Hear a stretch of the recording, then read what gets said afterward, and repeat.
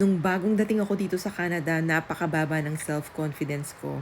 Lahat na lang ng bagay nahihiya akong gawin. Ultimo paghingi ng samples doon sa may Costco, nahihiya pa ako. At alam nyo ba kung paano ko na-improve ang aking self-confidence? Mula noong nagtrabaho ako as a caregiver sa isang family na puti at Chinese na dito na pinanganak. Obviously, yung mga yon napakataas na ng, hindi naman napakataas, pero mataas naman ang self-confidence nila kaysa sa akin.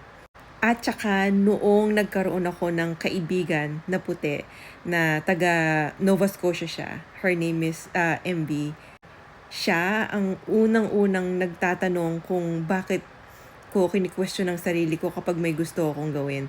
Halimbawa, gusto kong pumunta sa event. Tapos sasabihin ko, pwede kaya akong pumunta doon? Tapos sabi niya, why not?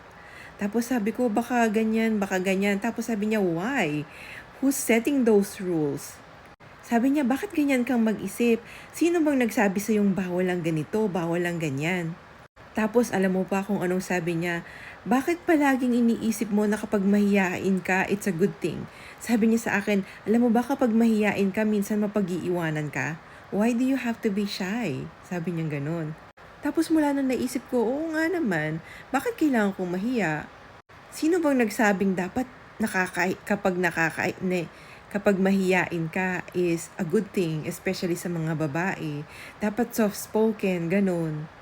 Tapos sabi ko, naku, boss natin yan. Dapat hindi mo sasabihin yan. Sabi niya, why not? Boss natin siya, pero he still works for the company. Sabi niya ganon. Which is tama rin naman din siya. Kasi dito, alam nyo ba, ang tingin ng mga boss sa mga empleyado is pantay-pantay lang. At ang ibig ko ring sabihin doon is, ang tawag nila sa iyo is by your first name. At ang tawag mo sa kanila is by their first name din. Ang boss ko ngayon, ang pangalan niya is Dave. So, ang tawag ko sa kanya, Dave. Minsan, hi Dave, good morning. Or sabihin ko, Dave, I need to talk to you. Ganyan. Hindi mo siya tatawagin na engineer. Although he's an engineer. He doesn't call me architect. He calls me by my name. Yun lang. Na-share ko lang sa inyo. Bigla ko lang naisip. Have a beautiful day.